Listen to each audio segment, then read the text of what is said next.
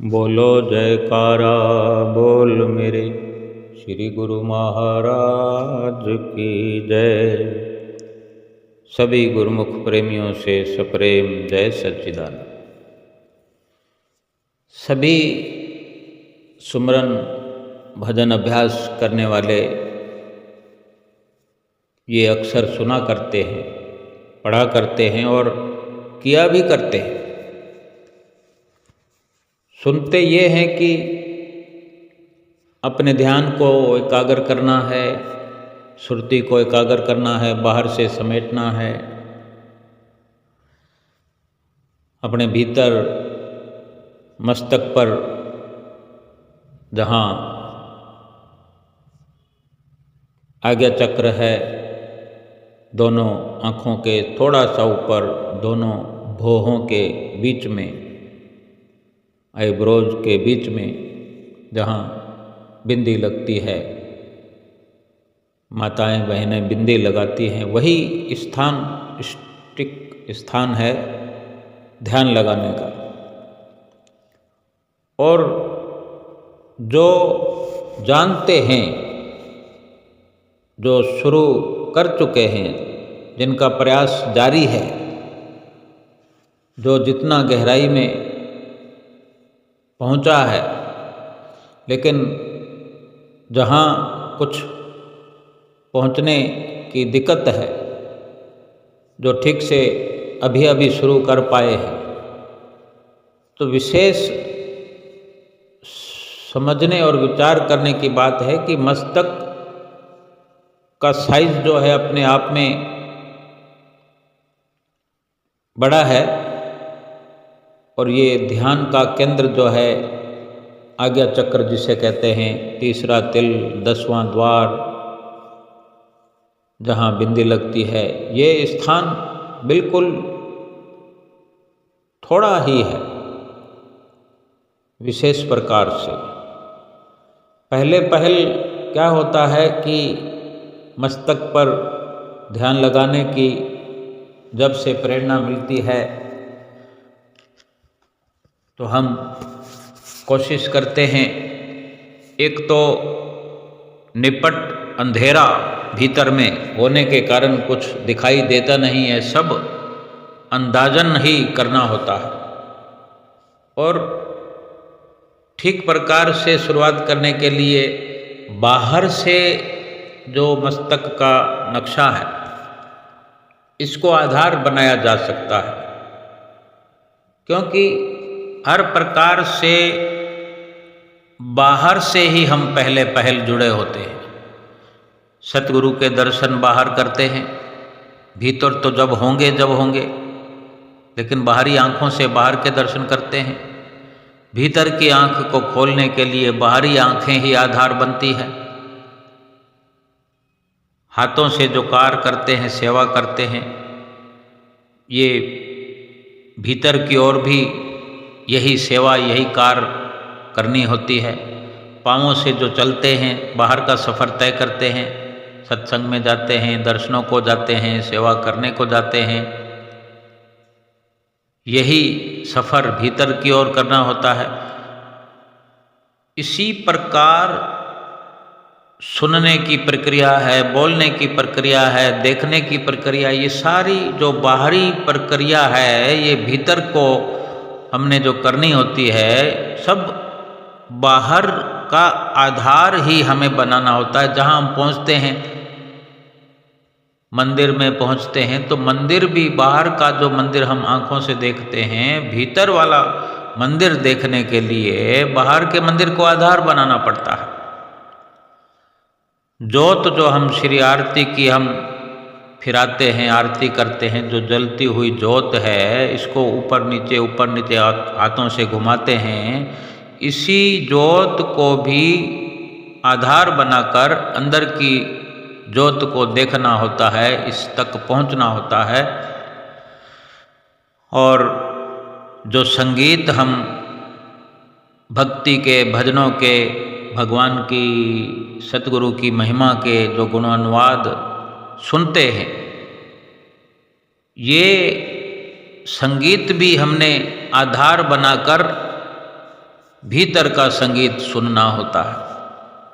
जो महिमा को गायन करते हैं जुबान से, तो ये भी आधार बनाकर भीतर की ओर हम गुणगान बिना जीभ हिलाए किया करते हैं।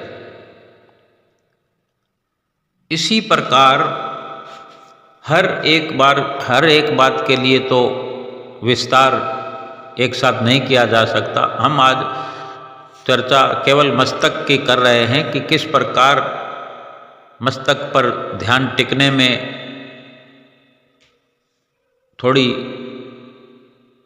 परेशानी होती है या थोड़ी भूल होती है, या उसी में हम आगे बढ़ने के लिए चर्चा कर रहे हैं कि मस्तक का जो आकार है, बाहर से हमने ये माध्यम बनाया हुआ है। हम जो जिक्र भी करते हैं, सुनते भी हैं, पढ़ते भी हैं कि जो हम केंद्र बिंदु निर्धारित कर पाते हैं कि ये स्थान हमारा निश्चित तौर पर 10वां द्वार है, इसी को आज्ञा चक्र कहते हैं, इसी को तीसरी आंख कहते हैं। यहीं पर आत्मा का ठिकाना है, मन का ठिकाना है, सुरति का ठिकाना है, ध्यान यहीं पे एकाग्र करना है, सतगुरु का यहीं पे ध्यान करना है। ये सारी अलग अलग एक ही बात है और सब अलग अलग इसके नमूने हैं। विशेष प्रकार से हम ये समझें कि ध्यान हमको यहाँ टिकाना है जहाँ पर माताएं बिंदी लगाती है। वैसे तो ऊपर भी लगाते, लेकिन जो निश्चित स्थान है उसको समझा जा सकता है कि आँखों के बीच से थोड़ा सा ऊपर, दोनों आँखों की भौहों के आईब्रोज के बीच में। अब इसको बाहर से आधार यूँ बनाना है कि अपने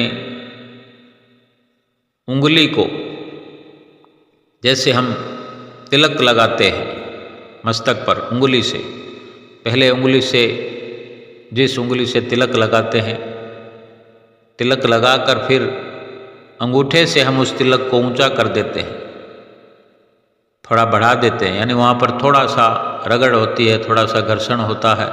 तो ये कुछ इशारे हैं संत मत के कि यहाँ जो आँख है, यहाँ जो आज्ञा चक्र है, यहाँ जो प्रकाश है, यहाँ जो ध्यान निर्धारित करने, यहाँ एक ठिकाना है। इस ठिकाने की पड़ताल के लिए बाहर से हम इशारे तो करते हैं, लेकिन हम भीतरी इशारे समझ नहीं पाते हैं।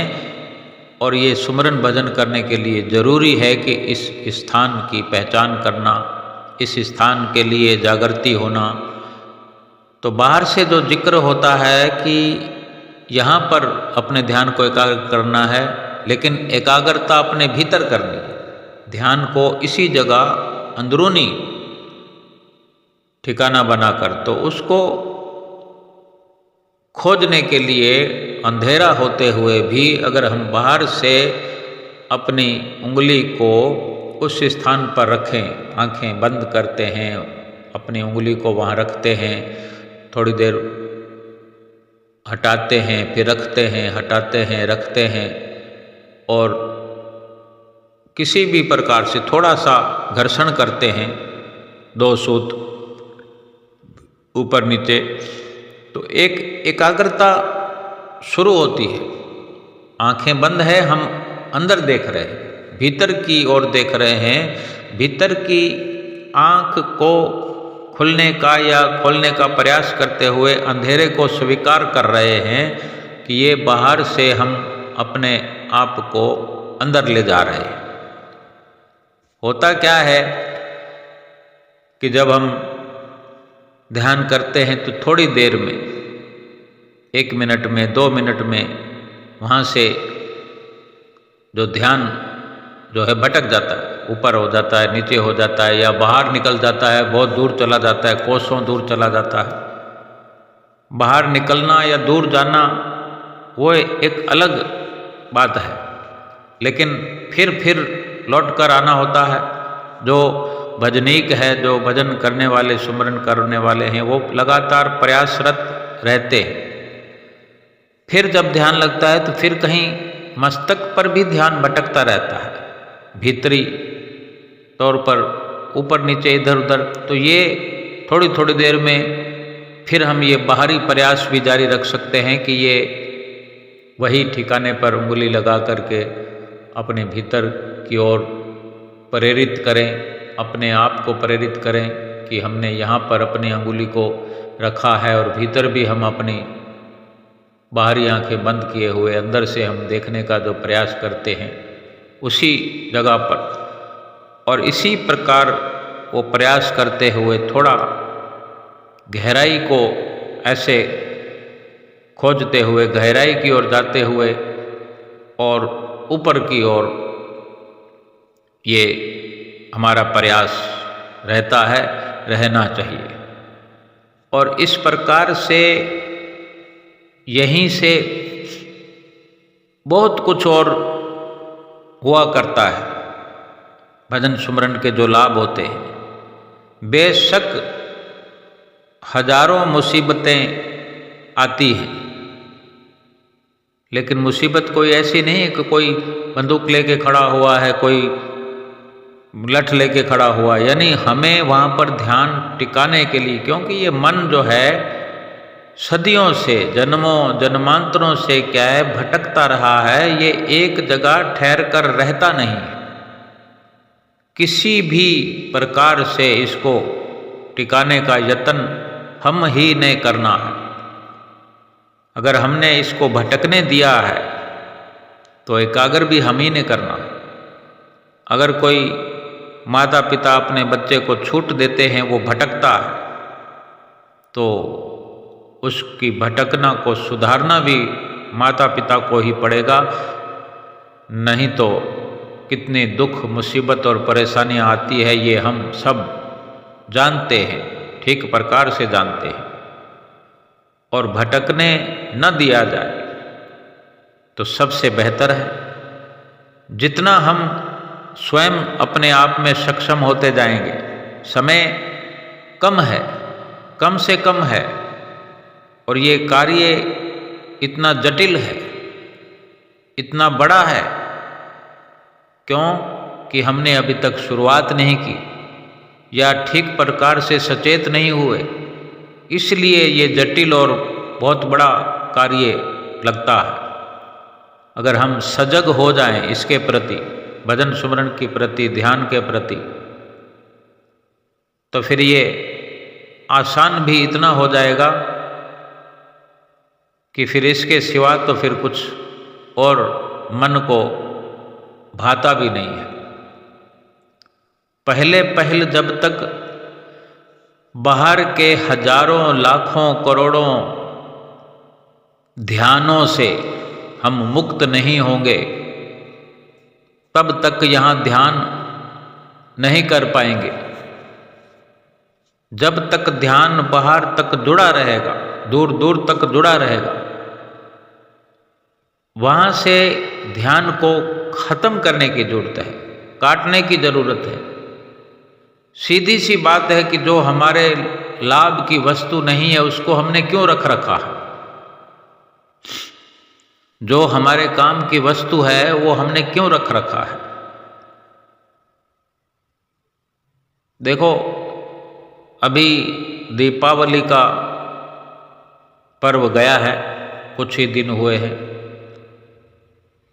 इस दिन को एक विशेष अपने अपने घर में कार्य होता है सफाई का। हमारे घर के अंदर 4 कमरे हैं, 5 कमरे हैं, ऊपर भी हमारा रहने का स्थान बना होता है। हम चाहे रहते हों या ना रहते हों, ऐसी सुविधाएं अक्सर होती हैं कि ऊपर एक कमरा छत पर बना होता है। तो जगह जगह क्या है कि सामान रखा हुआ होता है। हर किसी के आज का जो समय है, सामानों की भीड़ है, संसाधनों की भीड़ है। इंसान को जीने के लिए अनेक अनेक साधन चाहिए। अगर कोई कमी है तो वो भजन अभ्यास के संसाधनों की कमी है। उसके लिए ना हमें समय है, ना कोई प्रयास है, ना कोई सचेतता है, सोए हुए। तो इतना सामान हमारे पास होता है कि वो जब यूजलेस हो जाता है कोई भी सामान, एक जगह से दूसरी जगह डाल देते हैं, फिर वहाँ से कहीं ऐसी जगह डालते हैं जो कमरा खाली हो, खुलता ना हो, खाली ना हो, चाहे जिसको यूज ना लेते हों, तो यूजलेस सामान यूजलेस कमरे में रख देते हैं। फिर एक वक्त आता है कि फिर वो सामान इतना हमारे लिए बेमायने हो जाता है कि उसको कबाड़ की शक्ल में देखते हैं, बेशक वो कितना कीमती क्यों ना हो। जब वो कबाड़ की शक्ल में हमें दिखने लगता है तो दीपावली के अवसर में, अगर इस दीपावली पे नहीं तो अगली दीपावली में नंबर जरूर आएगा, उस सामान को कमरों से निकालकर फिर बाहर किसी कोने में दीपावली के दिनों में ले आते हैं।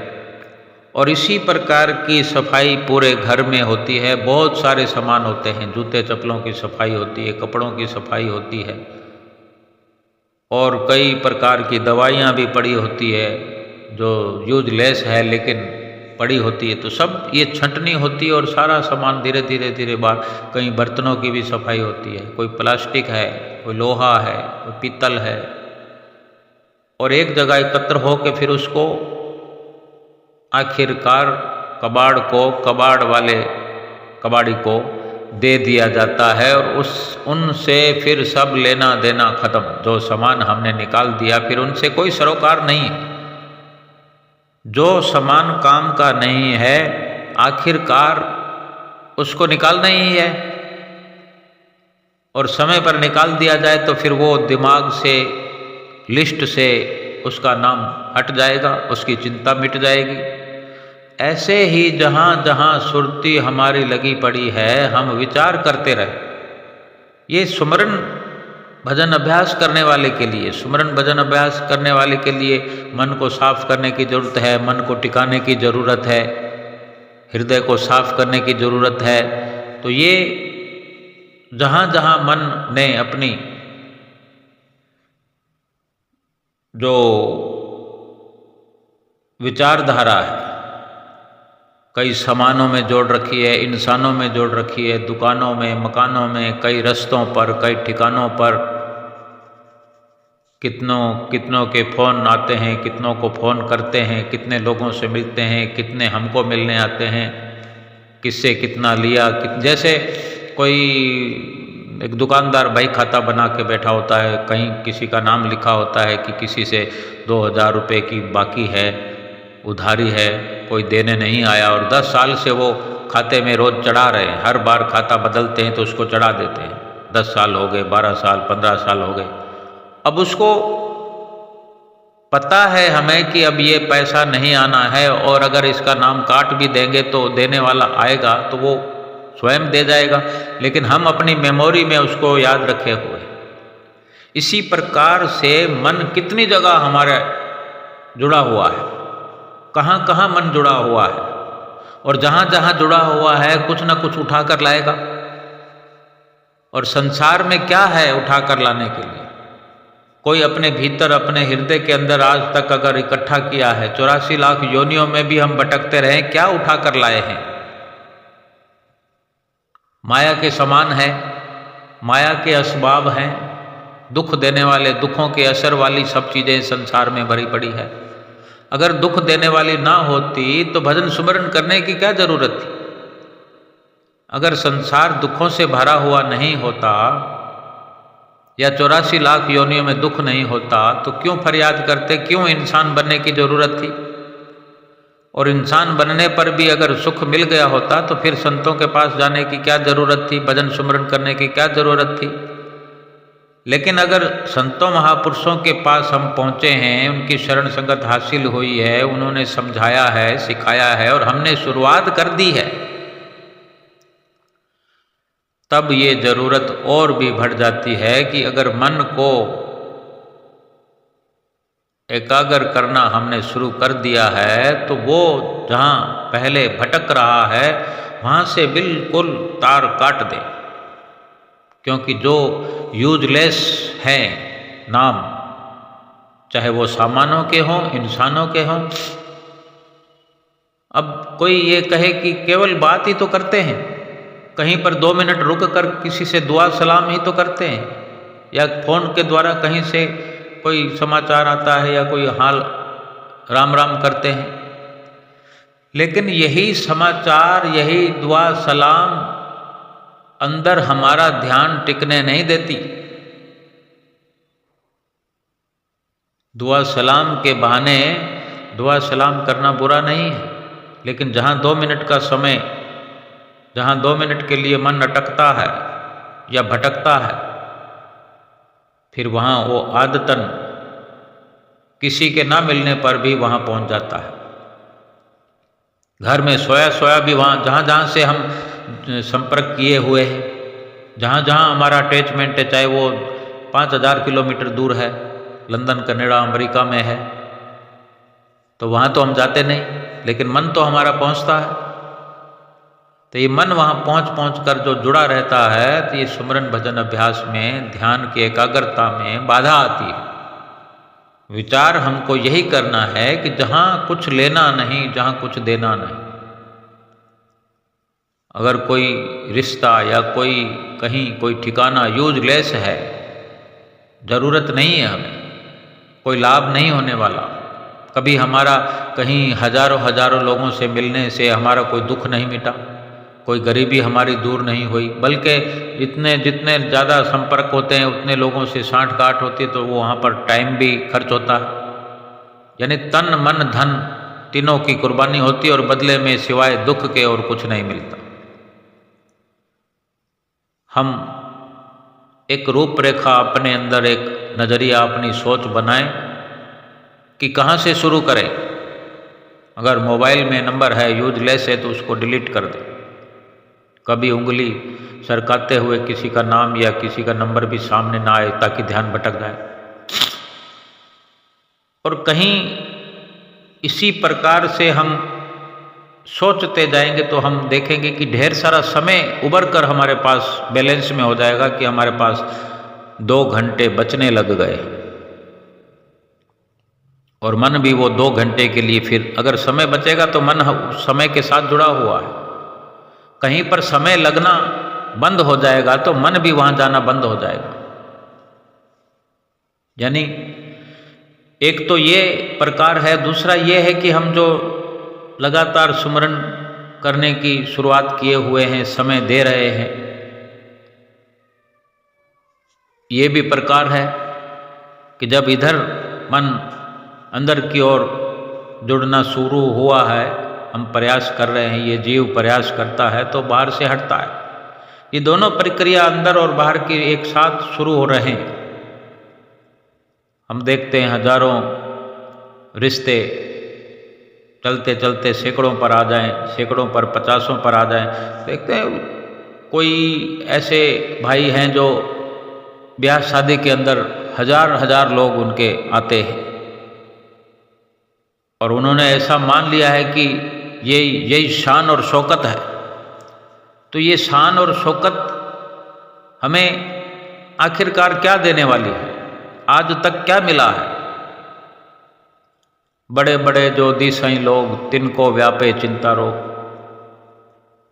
बड़े बड़े छत्रपति राजा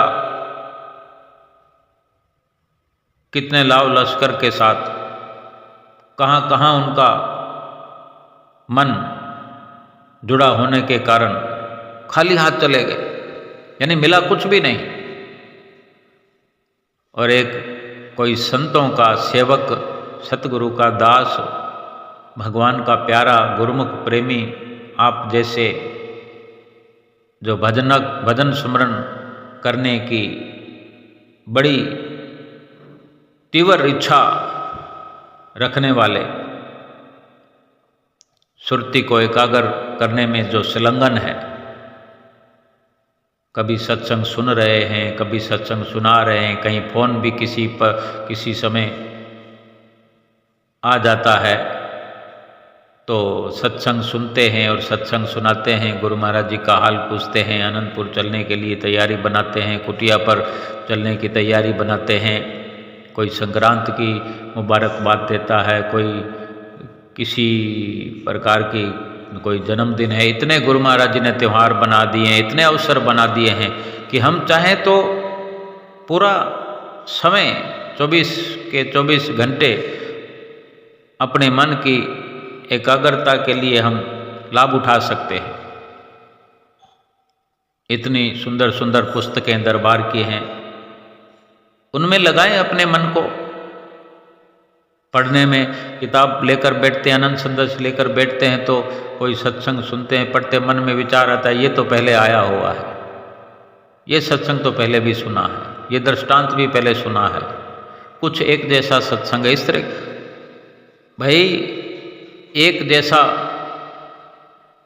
सत्संग बेशक है, लेकिन क्या हम इस पर अमल कर चुके हैं? जो अब हमें ये नहीं भाता, हम इसको ठीक नहीं समझते, हम तो इसकी तरफ से अधूरे हैं ना। पहले कुछ अमल कर लें, कुछ हासिल कर लें, तब तो कह सकते हैं कि ये पहले हमने कर लिया इसको। सत्संग पर जितना अमल करें उतना कम है, जितना लाभ कमाया जा सके उतना कम है। और इसी विचारधारा के चलते अच्छी अच्छी जो पुस्तकें श्री परमहंसों ने दरबार से रचना की हैं, हमारे लिए लिखी गई हैं, उनको पढ़ें। किस प्रकार श्री दरबार की रचना हुई, किस प्रकार श्री परमहंस दयाल महाराज जी आए, फिर किस प्रकार दूसरे रूप में, फिर तीसरे रूप में, फिर चतुर्थ रूप में, फिर पंचम रूप में और फिर छठे रूप में हाजिर हजूर हम देख रहे हैं। कैसी कैसी रचनाएं उन्होंने रचाई है, सब कुछ वर्णन है। हमारा मन बदल जाएगा, संसार से हट जाएगा, ऐसा हटेगा कि फिर इन्हीं किताबों में, पोथियों में लीन हो जाएगा और इन्हीं किताबों में, पोथियों में भजन सुमरण करने के लिए, सत्संग करने के लिए, आरती पूजा के लिए, भक्ति का पूरा पूरा लाभ प्राप्त करने के लिए सब कुछ वर्णन है। और इसी प्रकार सत्संग का लाभ प्राप्त करते हुए संतों महापुरुषों के नज़दीक पहुँच करके भक्ति का लाभ प्राप्त करते हुए जब जब भी भजन सुमरण करने का हम मन बनाएंगे, जब भी बैठेंगे तो फिर ध्यान की एकाग्रता बड़ी आसान हो जाएगी। सीधे हम तो इंसान हैं, अगर कोई पशु भी हमारे घर का होता है तो आदतन जिस खूंटे पर बंधा होता है, अगर उसे घर से बाहर निकाला जाए 2 घंटे के लिए तो वो तुरंत ढूंढ लेता है। या बाहर के किसी पशु को भी हम दाना पानी खाना देते हैं, कैसा भी हो, पशु छोटा हो बड़ा हो, वो फिर उसी टाइम पर दरवाज़ा तक भी खटखटा लेता है। ना कोई बोल सकता है, ना समझ सकता है, लेकिन इतनी उसके अंदर नजाकत होती है, इतना वो ध्यान, ये ध्यान है, उसके ध्यान में रहता है कि इसी घर में इतने समय पर मुझे रोज जाना है। तो यही हमारी एकाग्रता होनी चाहिए कि आँखों को बंद करते ही उस ठिकाने पर हम पहुँच जाएं, ध्यान हमारा एकाग्र होने लगे। पहले बाहर से ध्यान हटाएं, धीरे धीरे धीरे धीरे अपने घर में, फिर घर से अपने शरीर तक, फिर शरीर से अपने भीतर। ये सारी चीज़ें जो बाहर हम देखते हैं भक्ति करने के लिए, जो सारी हमारे शरीर की प्रतिक्रिया है, ये हमारे भीतर की ओर हमें प्रेरित करती है। यही सब कुछ बाहर की जो रचना है, ये सब हमारे भीतर परमपिता परमेश्वर ने रखी हुई है। जब तक हम इस प्रकार से निमग्न होकर, ध्यान में लीन होकर के प्रयास नहीं करेंगे तो लाभ नहीं मिल सकता। हम अपने सभी ओर से संभाल करते हुए जो काम का रिश्ता नहीं है, जो काम की वस्तु नहीं है, कोई काम का ठिकाना नहीं है, सब ओर से अपने आप को बचाते हुए, अपने मन को हटाते हुए, ध्यान को हटाते हुए, समय को बचत में ले आए, समय को बैलेंस करते हुए उस समय का लाभ उठाएं। समय अगर कहीं से उबर कर आएगा, अगर घंटों बातें करते हैं, चाहे फ़ोन पर करते हों, चाहे मिलकर करते हों, उसमें कटौती करते जाएं और इस प्रकार हटते हटते हटते ध्यान मुकम्मल तौर पर हट जाएगा और फिर तब तक ये भीतर की ध्यान की एकाग्रता के चलते ये भी समझ उजागर हो जाएगी कि क्या सही है और क्या गलत है, कहाँ ध्यान को लगाना है, कहाँ से ध्यान हटाना है, क्या मेरे लिए ठीक है, क्या शरीर के लिए है, क्या आत्मा के लिए। ये सब कुछ समझ विकसित होने लगेगी और ध्यान सतगुरु का मस्तक पर, वहीं जहाँ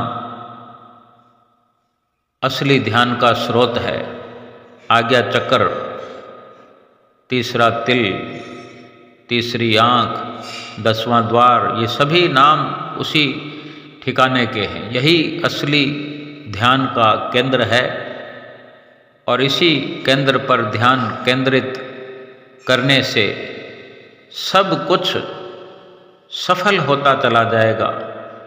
तन सफल, मन सफल, धन सफल, और ये सारी सफलताएं एक दिन हमारा जीवन सफल कर देंगी और सतगुरु की भरपूर प्रसन्नता मिल जाएगी और लोक परलोक संवर जाएगा। बोलो जयकारा बोल मेरे श्री गुरु महाराज की जय।